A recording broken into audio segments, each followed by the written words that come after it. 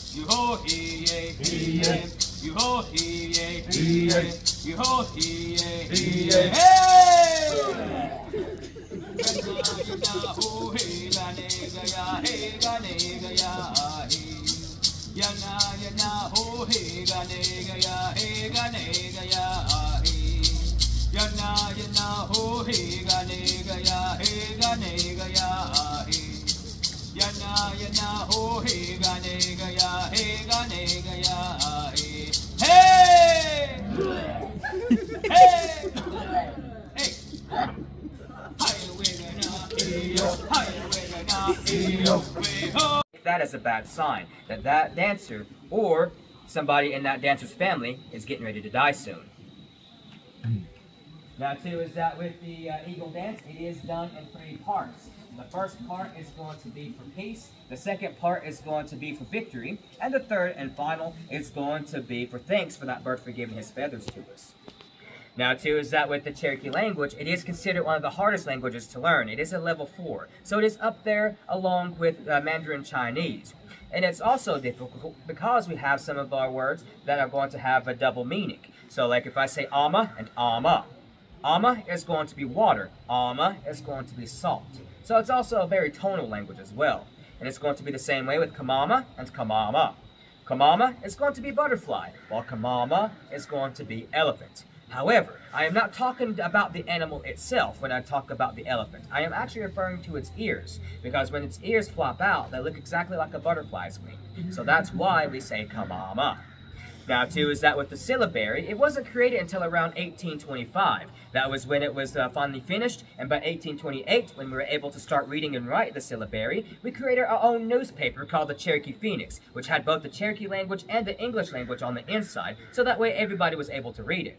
But Sequoia, who was actually really intrigued by the English language because they had their own written one, started in 1812. But throughout that time, though, his wife thought he was crazy and destroyed his work on a few occasions.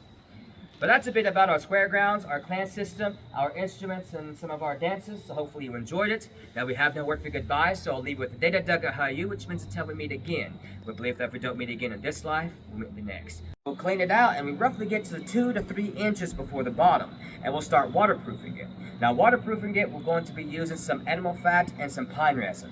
And the leather that you see here is going to be groundhog, and we'll be able to get a hickory bark rim, put it around there to keep that skin in place. Now, too, is that the water that'll be on the inside will give it its tone. So if you want a more deeper tone, you're going to add water, but if you want a more lighter tone, you're going to discard some of that water. Now, the next drum that we got, it's going to be the single tone drum. Now, the single tone drum, it's going to be completely hollowed out, and we're going to use buckeye.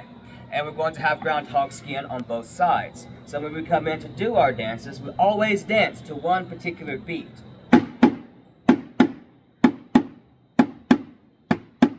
That's going to be the heartbeat of our mothers, because while we're still in the womb, that is the very first thing that we hear is our mother's heartbeat. Now, I'm pretty sure that you might be more accustomed to hearing.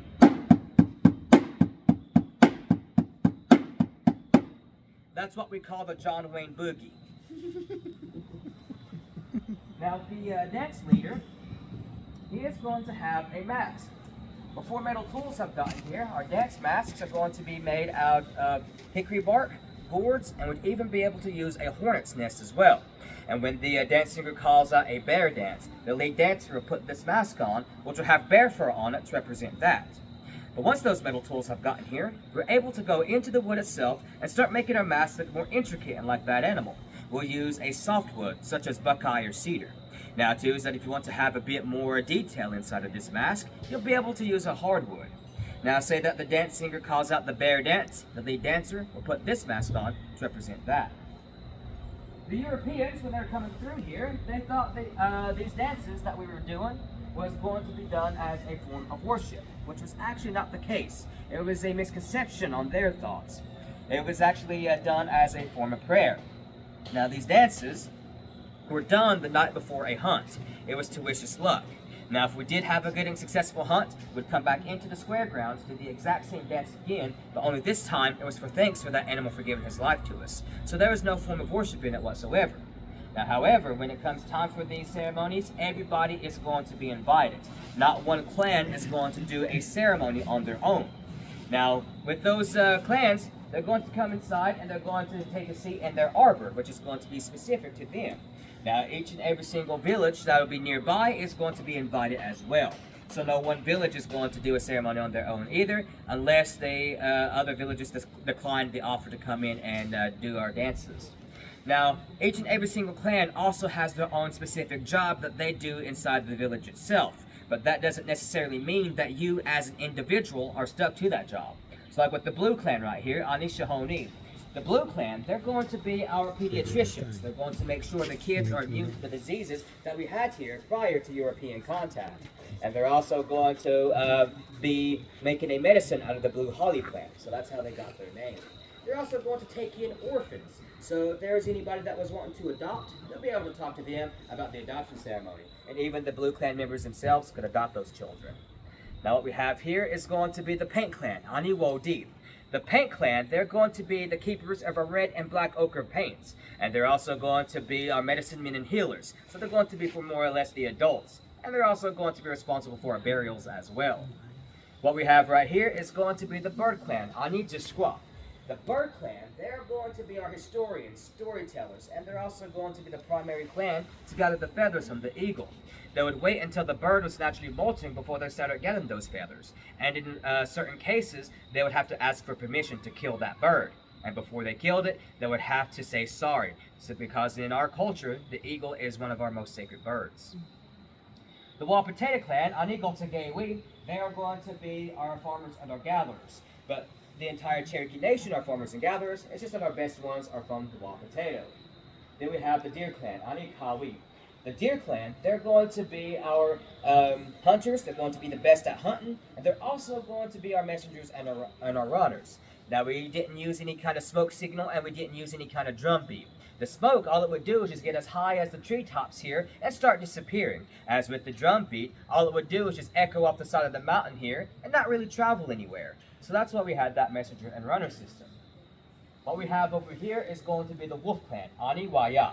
The Wolf clan, that is going to be the biggest clan out of the entire Cherokee Nation. Our war chiefs will come from there and our warriors will come from there as well. But each and every single clan will provide warriors, and we didn't discriminate on who could become one. So both men and women were allowed to become a warrior if they so choose to. However, we always enter and exit here from the east side due to the sun rising in this direction. We always do our dances in a counterclockwise motion, follow the rotation of the earth. Now, with the square grounds, they're going to be built as close to the center as possible, right next to the council house. And when we come in to do these dances, we have a dance singer and we have a dance leader. Now, the dance singer is going to have some instruments. So this one that you see here is going to be our rattles. This is going to be our first one, which is going to be the gourd rattle. Now, the gourd rattle is going to be used for more of our social dances. The gourd itself is grown in the gardens. It is not edible. So we primarily use it for water dippers, birdhouses, and other items. So we'll be able to clean out the inside and add some small pebbles. Okay, I'll go get it. Yeah? Yeah. You have the keys?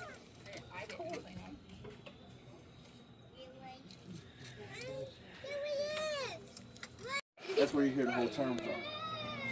Depending on the weight of your animal hide would determine how much buckskin you would have to pay. For example, 2 pounds of leather would equal 1 buckskin. The only exception to this was beaver fur, because beaver fur was in high demand because of its ability to create waterproof type hats, such as this one right here. So, for example, 5 of these buckskins would equal 1 beaver fur. 5 of these buckskins would equal 1 beaver fur. Yeah. Sorry, I said southern accent right there. My bad.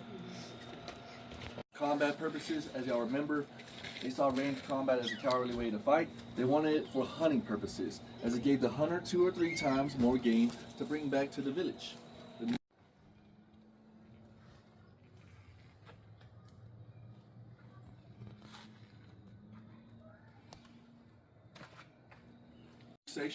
Every Cherokee village was near a river. They would use this river as a pathway to meet other tribes, interact with them, make trades with them.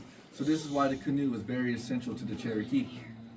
Now the canoes are made out of yellow poplar tree, such as this big tree that goes straight up right here. So whenever, before metal, the way we would take this tree down is we'll get small pits of fire, put it along the base of the tree. Then we're going to go ahead and get clay and put it around the base. Now the clay will allow the fire to go in the direction of the wood instead of going all the way up.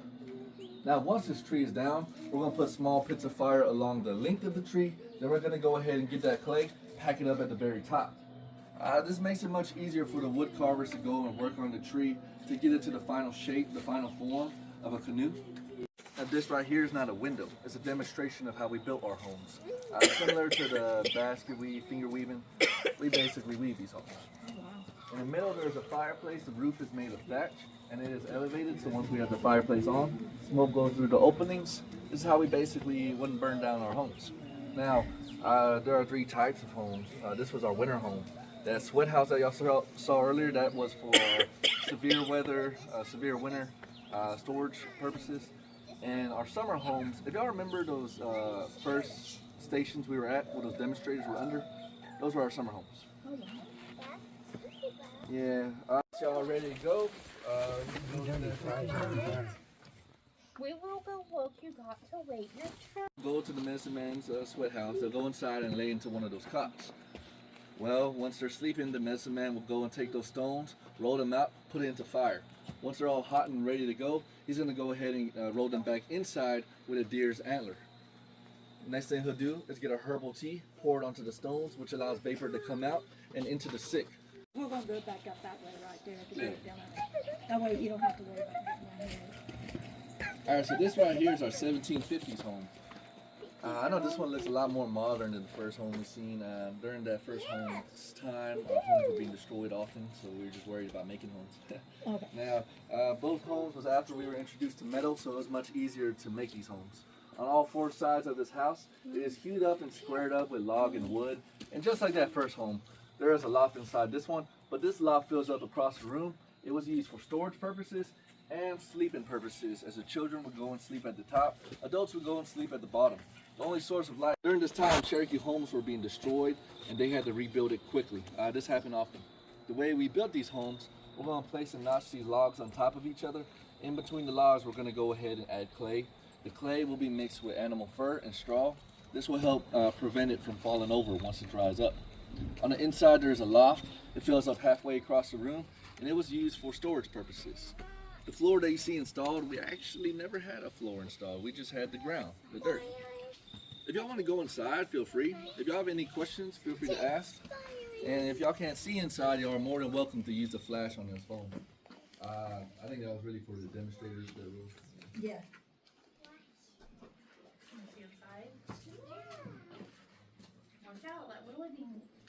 I'm just gonna look in that way. All right.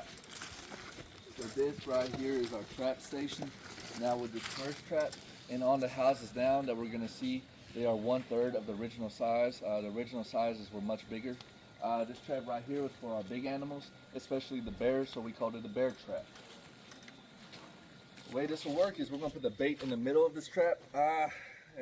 Somebody already hit down the stick. It's usually standing straight up. We're gonna have the bait in the middle of this trap, hoping that the bear will come for the bait and hit down the stick. Once the bear hits down the stick, the log will fall down onto its back. Hopefully breaking its back. If it doesn't break the bear's back, it keeps the bear there long enough for the hunter to deal with it. That's the best way to say that. Yeah. We never let any part of the animal go to waste. We'll eat the animal, we'll use his fur as protection from the wind, and for example, with the bear, we'll use his guts as the strings for our bows.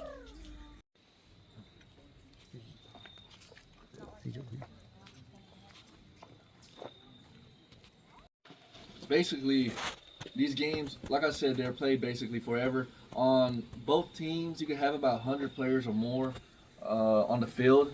These games can go and last for days. It is very, very, very violent. It's also very fun though. Now, the reason why we have this on the weapon station is because when Native American tribes were having disputes, and if the conversation was going downhill and on the brink of war, they're going to go ahead and play a game of stickball. The whole purpose of this is that once the games are over with, everybody will be too tired to actually want to go to war. So they're going to be more inclined to try to talk it out and find a middle ground. Now, if there's any questions, out of hickory. Now, before metal, our war clubs were made out of rhododendron root. Yeah, we'll go ahead and use this for close combat. We weren't big fans of killing our enemies. We will if we have to, but that isn't our whole goal. We're trying to knock them down or knock them out. So we'll go for areas like their shoulders or knees or anywhere that would go and knock them down. This weapon that you see in my hand, this is the blowgun. It's a kid version of the blowgun. We give it to the kids as a first weapon, the first toy. The adult version is the one you see right behind me. Now, this is used for hunting small animals such as squirrels, rabbits. You could try to shoot a turkey, but you would have to shoot it in its eye.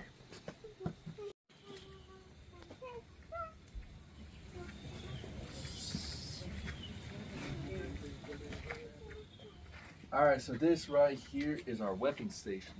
Now this first weapon we'll be talking about is our bows. Our bows can be made out of materials such as hickory and black locust.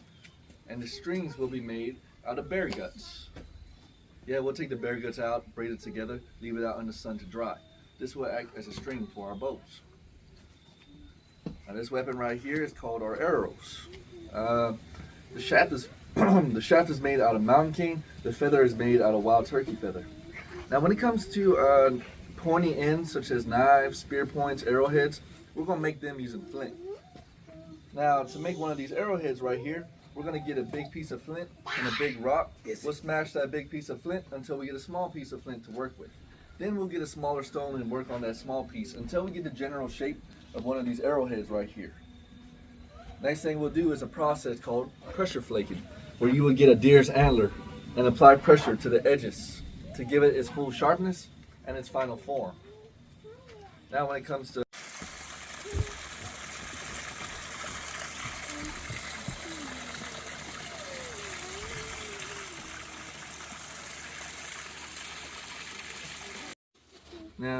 basket making, we use two primary materials. That will be river cane and white oak.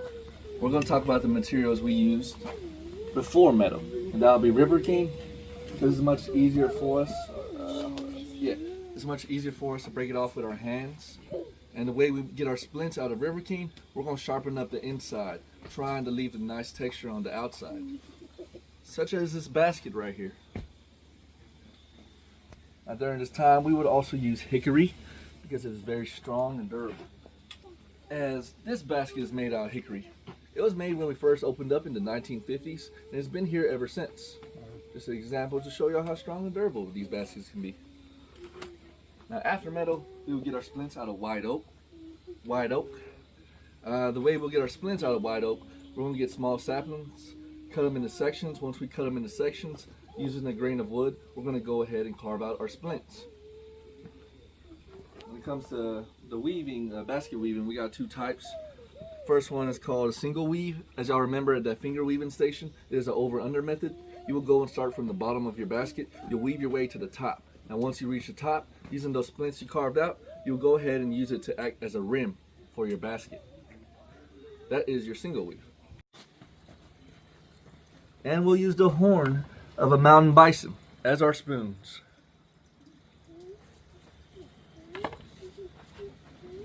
Now this tool that you see right in front of me, it is called the pump drill. when wood carvers wanted to go and carve a hole into wood or any other material, they would use the plumb drill. Cool thing about this, it has an interchangeable tip, so depending on the size hole that you want to carve, you can change this tip to reach that desired size. The wooden piece you see in the middle would actually be stone. The stone would go and add weight and balance into your tool. Once you have this all set and ready to go, you can start carving your hole, as you see right here. And as you can see, it might take a while. Now you can also do decorations. For example, if a copper pot were to show many signs of wear, wood carvers will take pieces out of that copper pot and then shape them up into things such as wristbands and armbands. Now another example could be with seashells. You can make buttons out of these, and if you crush them up and throw it into fire, you can go ahead and turn it into powder, which you can eventually turn into paint.